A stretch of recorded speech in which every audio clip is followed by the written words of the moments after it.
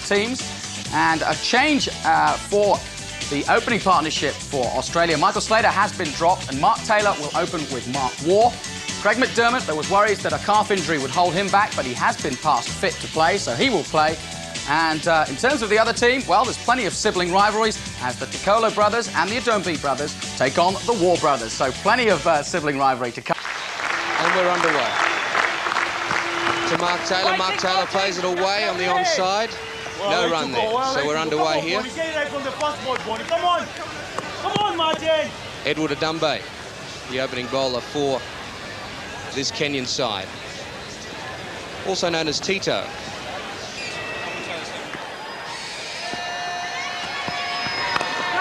In the air, and that's it. Caught it, extra cover. Mark Taylor out. Well, that one seemed to just stop a little bit. Taylor getting just a little frustrated there, trying to force that one off the back foot, and all he did was spoon it up to extra cover. So, Martin Susie has struck, and the Australian captain is out. You see the replay here. He was trying to force that one off the back foot, and it did hold up off the pitch, and only managed to hit it in the air to cover. And it was a good catch, taken low. But there haven't been too many big shots played this morning. Mark was trying to seize the opportunity of a short ball, but it did hold up. So Modi the catcher and Mark Taylor out. 6 from 20 and Australia 10 for 1. Number 3 for Australia. And that one just moving away a little bit. Well left by Ricky Ponting. Martin Suji, the man. Ponting 17 matches in all. An average of 33. It's not a bad start for him.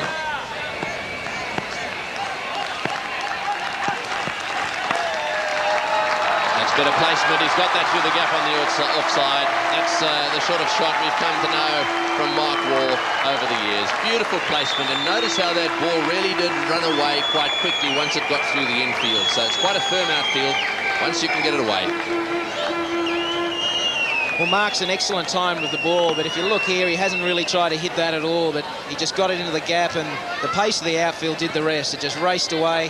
It looked for a second there that the fieldsman was going to get there, but it just it accelerated the longer it was out there. And that's out. He's got him caught behind. This is good bowling. Rajab Ali. He's moved it around a little bit. That one just went the other way a bit. And that's the end of Ricky Ponting. What a good start this is for the Kenyans. Now there's a problem for Australia. 26 for 2. That was a good delivery. Just left him a fraction, a very thick edge, and a good catch because he had to come forward a little. It wasn't just a question of going sideways. Had to come forward to take the catch. And 2 down. Mark Taylor, the skipper, and now Ricky Ponting. Yes, so caught by the wicketkeeper there, bowler for Rajab Ali for 6 of 12 balls, 26 for 2. The new batsman is Steve Waugh. He's been having a great time of it with a bat. So he's out there with his brother. That's his record. Have a look at that. An average of 30. Lots and lots of experience.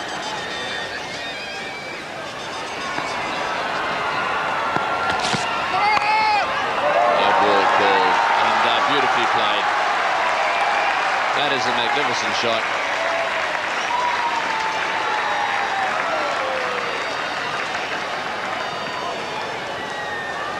Cracking drive. This is Mondeo. Got umpire Shepherd signalling that 4 again for us. On the back foot there and right into the gap. Oh, big nick through the bank and slip cordon area, and that'll go for 4. Waugh going after him. 6 runs from that over. 41 for 2.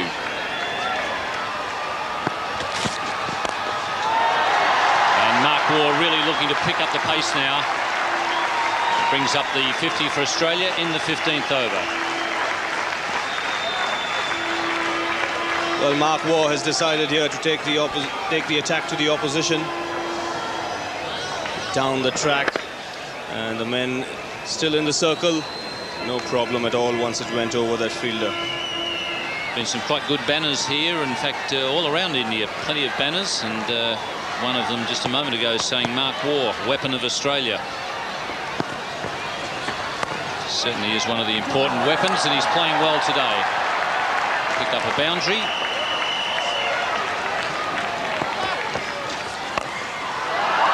And nicely into the gap. Just one bounce and then over the rope.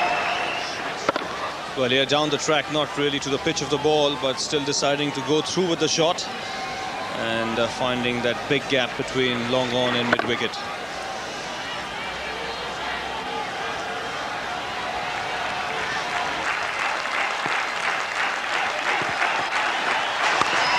He's bowling a little bit short at the moment, and there's no doubt that the Waugh brothers love it in that area. Back for the second, in comes the throw. So, Mark Waugh brings up his 50. And that's exactly the way he would like to have started. On his way to 100 in this, the first Australian match.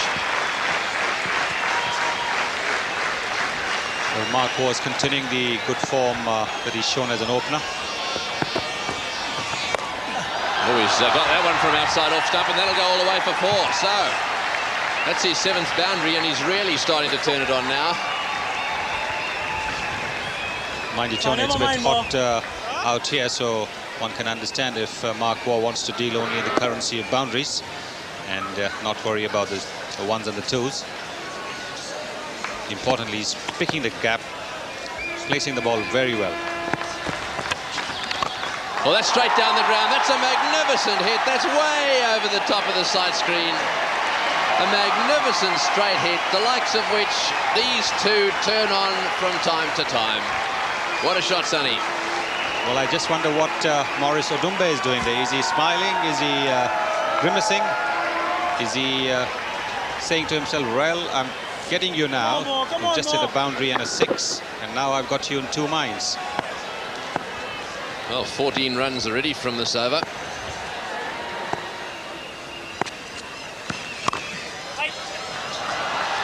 Oh, that's well played too, and that'll go for 4. That's a magnificent shot. He isn't doing anything other than timing it absolutely magnificently. Now he really has settled in, Mark Waugh. Just watch this shot. Yes, Asif Karim, having seen Mark Waugh step out and cart Maurice Odumbe, bowling it short to prevent him from coming down the wicket, but Mark Waugh quite up to it. Not a great piece of fielding there. It's in the air. This could be out. It's going to be caught. Yes, he's dropped him. Well, that is a disaster. David Tokolo has fielded so well today, and that one was straight down his throat. All he had to do was run in a few yards to take the catch. It seemed to get to him a little quicker than he expected. Hit the hard parts of his hand, just bounced out. Yes, I think he seemed to have snatched at it. Mark Waugh going for the big one there. Didn't quite get hold of it. And look at him.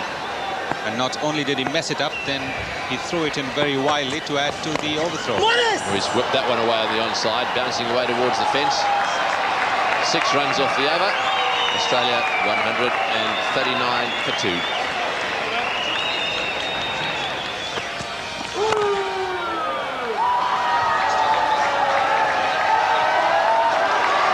Oh, and that's gone for 4. Well, that's Karim down there.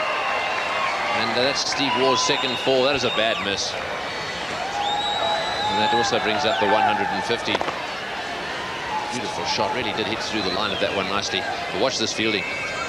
Well, they have improved the outfield, but I think there is still a lot of work to be done down there. You can see how dusty the outfield is. It's not exactly smooth.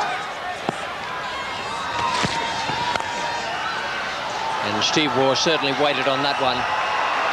He could have played 3 strokes by the time he actually got bat to ball. That's a clever piece of batting, and it takes it along to 159 for 2.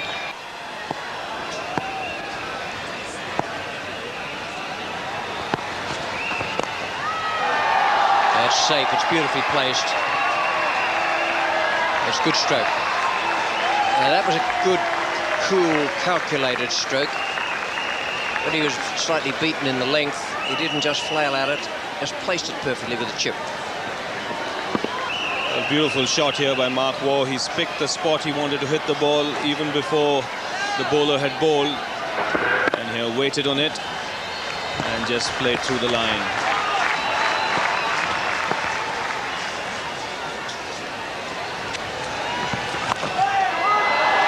big hit. It's 175 for 2 with that boundary from Steve Waugh.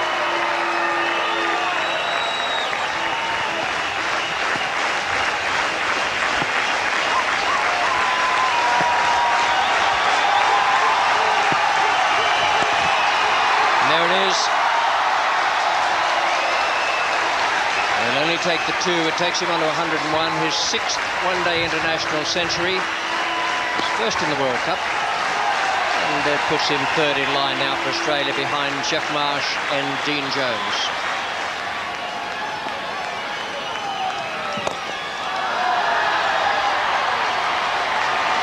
He really got onto that. That was low and flat. It's one of those you make sure you don't get in the road of it. It's like a scud.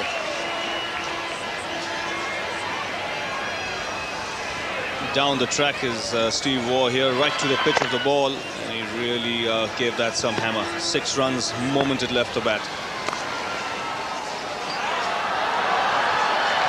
That's the timing that was so eluding Steve Waugh early in his innings. Beautiful.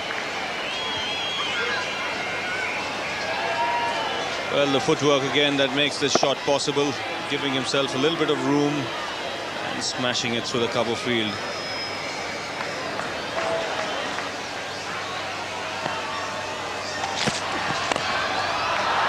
If he gets punished by Mark Waugh, he's really only got himself to blame because he dropped Mark Waugh in the outfield.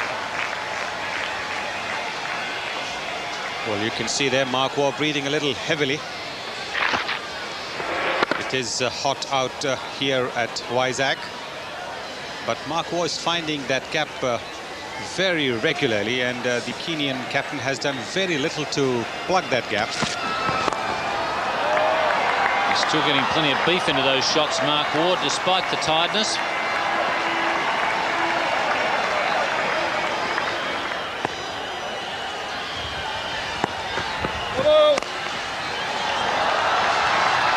Another no ball.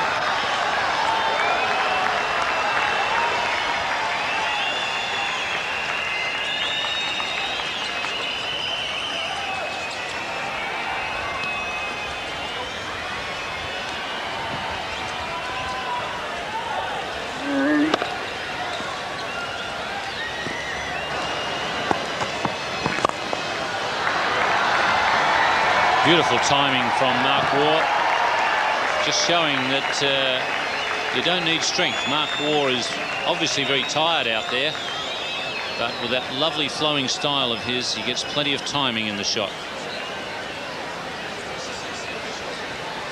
Yes, I think now both the brothers are batting as if they're having a net, trying to experiment a little bit with their cricket as well. They can afford to. They've given Australia a very good total. Could be a suggestion from the skipper that he give it away, and he's done exactly that. I think Mark Waugh quite happy to go. Well, I'm not too sure any batsman likes to get out, even if he's got 100 under his belt.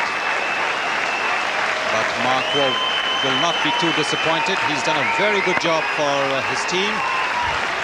The Australians were a little shaky when they lost those 2 early wickets. Mark Waugh going for another biggie and skying a catch to backward point. That's a 3rd Australian wicket gone for 233. Stuart Law is the new batsman at number 5, with Australia 233 for 3. Has a century to his name, scored against Zimbabwe at the Bell Reeve Oval. Mark Waugh's century equaling his highest score at this level. Mark Waugh making 130 before he was dismissed. He is going for another of those big hits. He'd been throwing his bat around after he got his 100, and this time not quite connecting it. And well taken. Oh, an excellent catch. So Steve Waugh not able to repeat the performance of his brother and make a century, but he'll be well pleased with an innings that's got him back into his best form. Well, that was a very, very good reflex catch there from Soji. The ball was struck quite firmly, right in the middle. Very good reflex catch there from Soji. So it's the 4th Australian wicket gone for 237 in the 42nd over. Michael Bevan will get the opportunity to acclimatise a little here in Vizag. Just over 8 overs to go to complete this Australian innings. 237 for 4 at the moment after having been sent in by the Kenyan captain, Morris Odumbi. That's beautifully hit by Stuart Law and just out of reach. And on the bowling side, Glenn McGrath is another one who's well versed in the one-day game. Well, the outfield must have contributed to that as well. Stuart Law making a little bit of room and hitting the ball over extra cover. This is a shot which is mainly due to the progress of the one-day game. Nice ball in.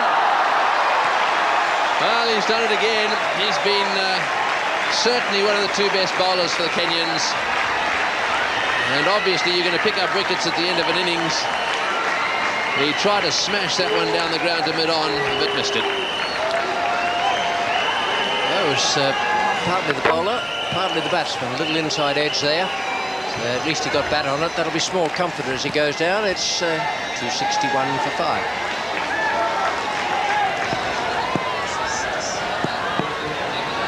Ian Healy's the new batsman. Great strike rate he's got.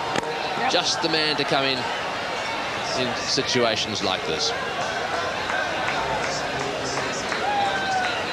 So straight away, he's off the mark.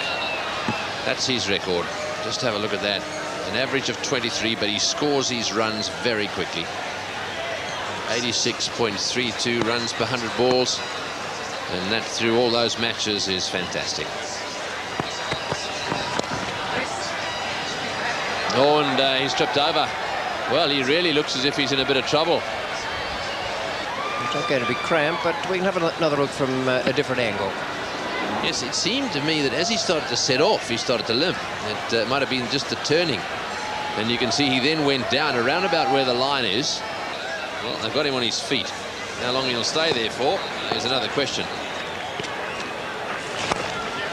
It's in the air, and it'll go down towards the wide mid-off boundary, and it's gone for 4. That's very good placement. It's an inside-out shot, they call it, and it was played wide enough of mid-off to beat him. He's won the best around Australia with that stroke, just giving himself a fraction of room each time he plays it and getting it away over extra cover. And it's not a hit, it's just a stroke. Short, pulled away down towards square leg, and it'll go for 4 as well. So down to the fence for 4. That's the end of the over, 290 for 5.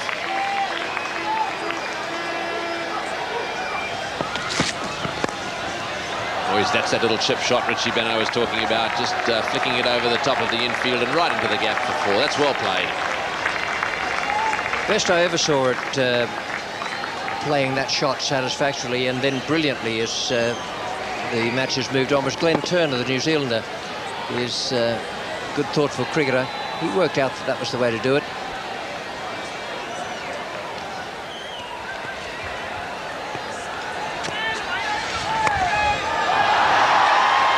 It's in the air. This will be caught. Oh, yes, he's got him. Easy. Well, that was a very nicely struck shot.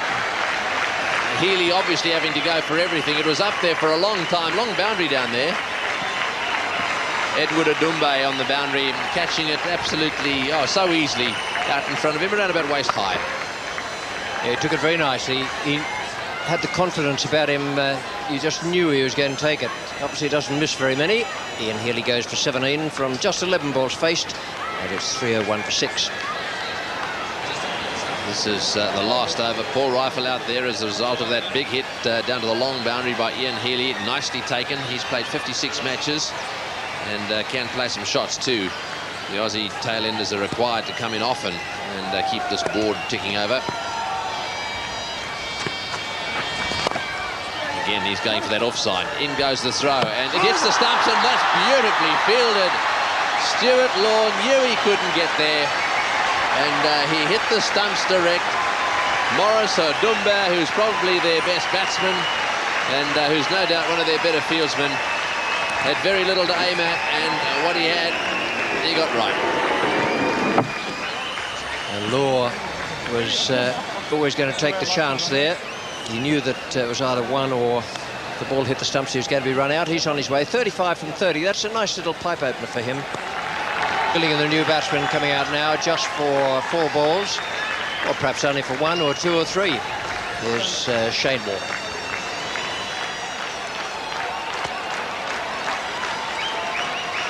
So can Warren finish this off with a 6?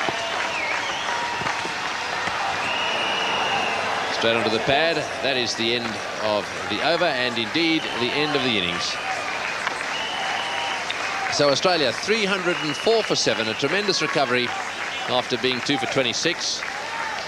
And of course all 50 overs have been completed. Because in fact it was world records they were breaking. 207, the partnership between the Waugh brothers, Mark and Steve, and smashing the previous record held by Gordon Greenidge and Larry Gomes, 195 set way back in 1983.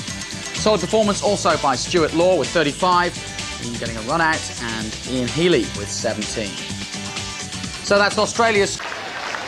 Kennedy Otieno, who's the wicket keeper, took 1 brilliant catch, should have had another which was disallowed, and now faces the first ball of the Kenyan innings.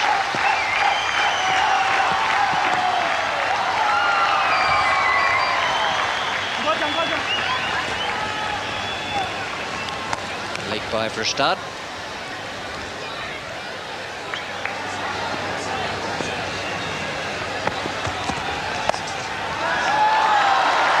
That's quite a chase for the man at third man. Just wrong-footed McGrath a bit. If he did have any real intention of producing the slide, and it's 8 for no wicket.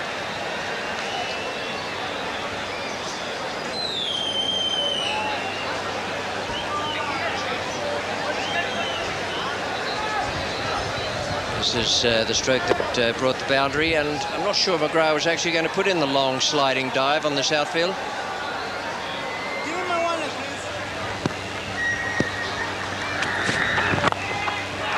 Nice, good stroke. Right up in the slot, and he gave it exactly what it deserved. Otieno goes to 4. Must be very comforting to get that ball right in the middle of the bat. Very, very good for the confidence. Goes nicely into position.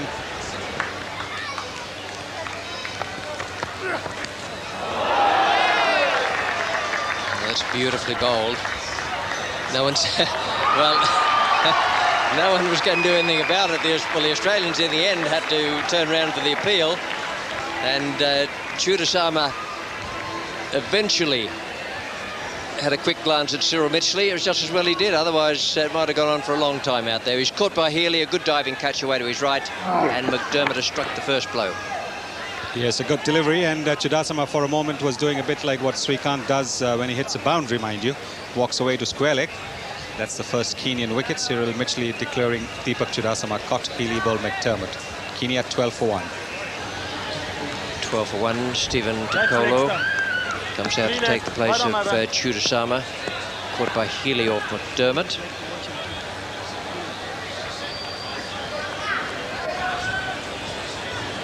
Target is 305, mainly because of Mark Waugh and Steve Waugh, who shared a magnificent partnership. Good shot. The sort of stroke they were playing in their match against India the other day, and it's taken them now on to 16 for 1.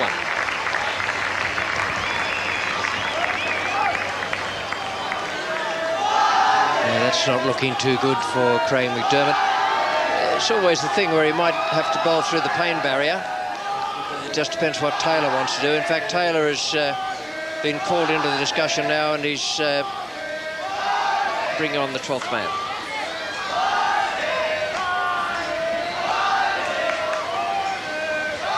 There's the sad side of Craig McDermott on his way out.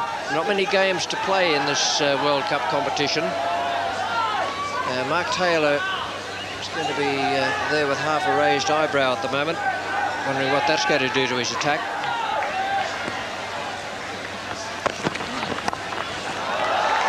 stroke. Quite deliberately guided away there, and not just off an edge either. Good shot. The real time to dive would be if Kenya are about 5 or 10 runs away and have just an over left. At this point of time, the outfield's too rough to try and dive. And the rough outfield also means that the ball is really going to travel. Can give much of a chance to that fielder at third man. Beautifully hit and well caught. Ricky Ponting at point there, taking a magnificent catch. Batsman's a bit unlucky there, Steve Ticolo. He hit that right off the middle like a rocket. But equally so, Ricky Ponting got it in the middle of his hands. Well, Steve Ticolo must be wondering what wrong he's done here. He really smashes this shot delivery from Paul Reiffel. And have a look at Ricky Ponting. Fully stretched to his right and pulls off a magnificent catch. 30 for 2, Kenya. Morris Odumbe, the captain of the Kenyan side, is batting in the number 4 spot. This is his second World Cup match, having made 26 against India at Cuttack.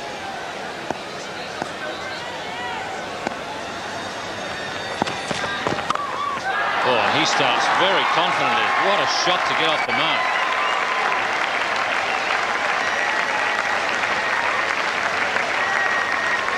This really is a glorious cover drive from Morris Odumbe. You wouldn't have seen too many better shots played all day today. On the up through extra cover.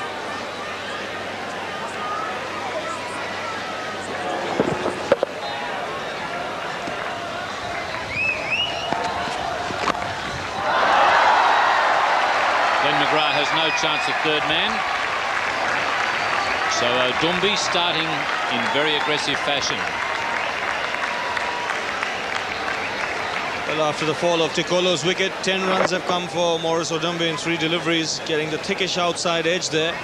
The man at third man was too square to be able to stop that shot. In fact, on second look, he may have just opened his face of the blade at the very last moment.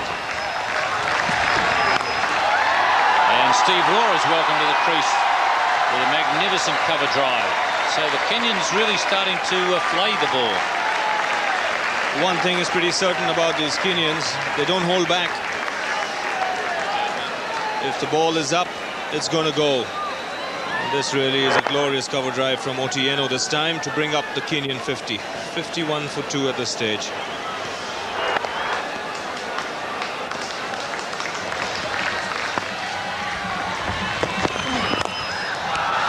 That's a nice shot. Hit on the rise. Shane Warne won't get it. 58 for 2.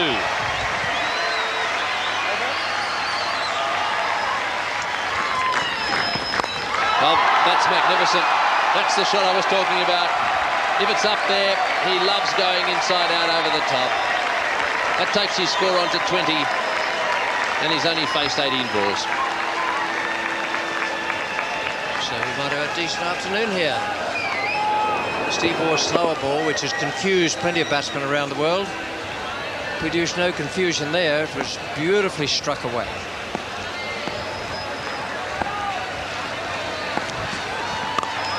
Again, blasting that one through the offside. That's another boundary. Beautifully played.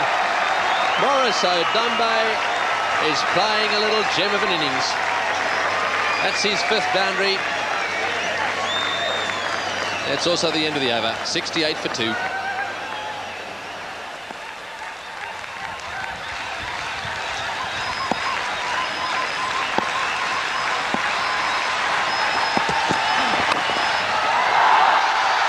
One's bounced and gone for 4. That's 6 fours. Well, it was a thick edge. It went down, didn't carry to the keeper, and went for 4 easily. He could become one of the most popular players in the World Cup. Morris Odumbe.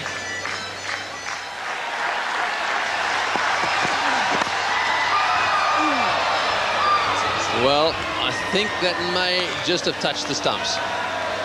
Well, if it is, it's his day. Yep, he's kissed the bails. I reckon he believes us these days. Just let's watch this ball then. Roll back. See if we can pick it up, rolling onto the stumps. It certainly did. Hit the middle stump, in fact. Not many players go out to bat and have the ball hit the middle stump and still stay in.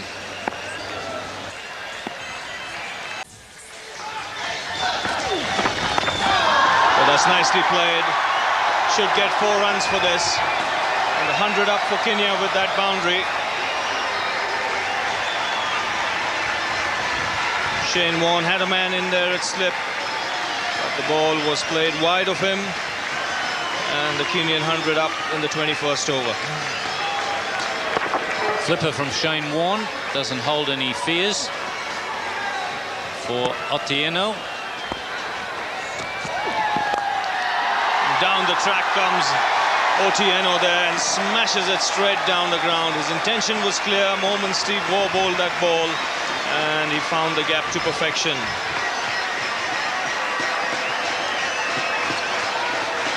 That's an excellent shot. He's picked the slower ball. Don't know whether he picked it in the runner, but it was either just extreme good fortune or he picked it very early, but he was always coming at that slower delivery.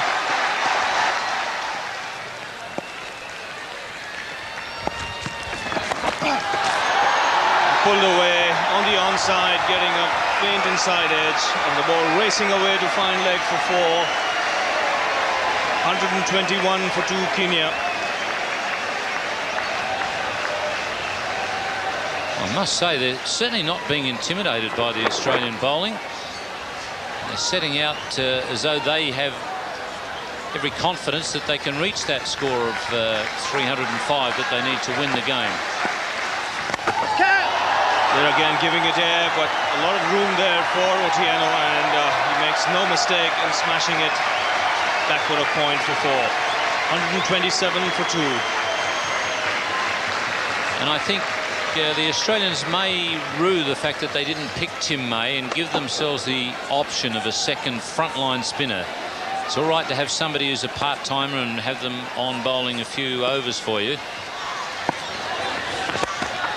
That's driven in the air.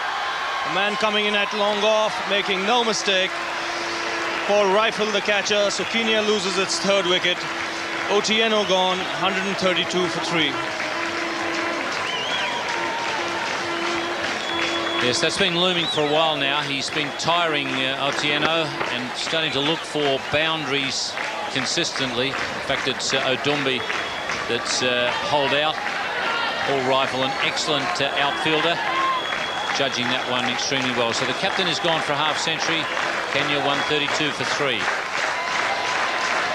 Hitesh Modi, the new batsman in, left-hander, coming in at the fall of Maurice Odumbe's wicket. Played just the 2 matches for Kenya.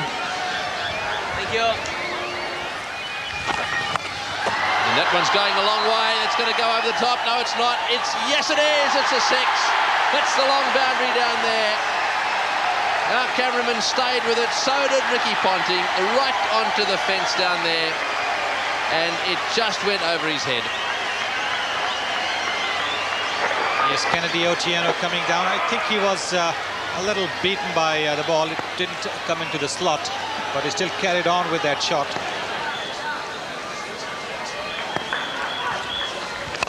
He's hit that one down the ground. This is coming all the way. It's dead straight. It won't quite get there. One bounce. Shane Warne, the fieldsman. Well, after hitting that ball, Otieno didn't even attempt to run. He thought it was going to go for a boundary with 2 in it, but he really is struggling out there, and I think it's about time he called for a runner. Well, it looks as if Otieno is about to leave the ground. He just can't go on. I think he's of the view that they're better off sending someone else out there. He can get him some salt down himself and perhaps come back out. So Edward Odumbe is the new batsman.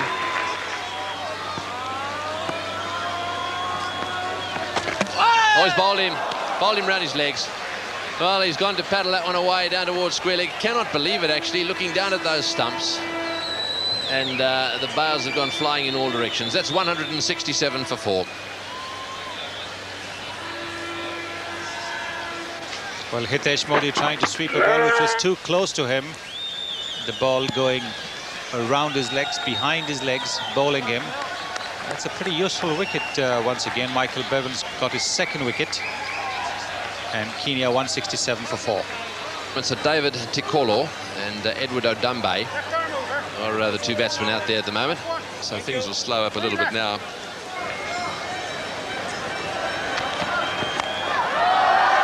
Chance at mid-off, Glenn McGrath coming across, but it's going to be Michael Bevan who gets there first from mid-on, and a wicket to Paul Reiffel.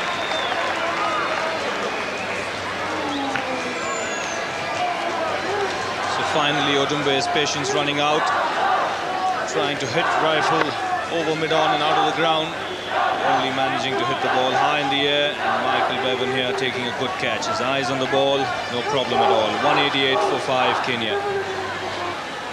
Well, we just talked about how Kennedy Otieno had an opportunity to score a century, first one in World Cup play for Kenya, and he's taking that opportunity now, coming back. A 95 for 5, 110 needed. They're not going to get those, which is quite obvious from the card. And even more obvious now, he's spread eagle the timber everywhere. That's one of the best balls we've seen all day. Well, Kennedy Otieno coming back after that injury, hoping to get not only his individual 100, but perhaps to get the Kenyan team a little closer to the Australian score. But that perfect Yorker has wasted all his plans. And he's probably saying well bowled to Glenn McGrath. Kenya 195 for 6. And I hope McGrath said well batted to him as well.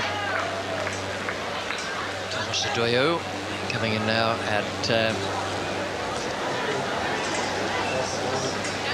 number 8 for Kenya.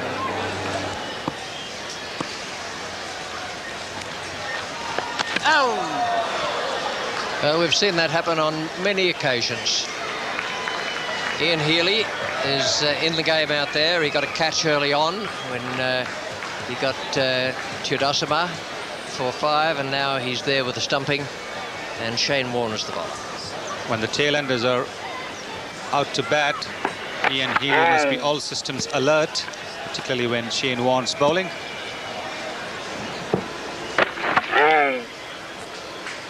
The flipper followed by the well-flighted delivery, and it has Thomas Odoyo back in the pavilion. Stumped Healy, bowled one. Now Martin Suji comes out, bowled well in the early overs against the Australians.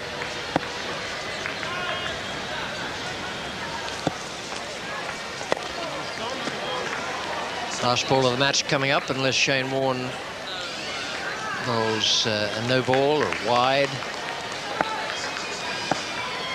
Kenya 206 for 7. And they'll pick up just the single there to take them to 207 for 7. The Australians winning the match quite comprehensively. Well, the Kenyan challenge started quite well, but they simply ran out of ideas once their captain Maurice Odumbe was out. 304 was always going to be a big ask, but they kept at it. Take a look at the batting figures, and really you have to say that Kennedy Otieno is my hero, I think, for today. Retired hurt, collapsing in fact with 82, but showed he can put up a bat against some of the best in the world, as can his captain Odumbe. Brilliant display by both of them, also getting 50 runs. So what a competent effort by the Kenyans there in their batting against some real world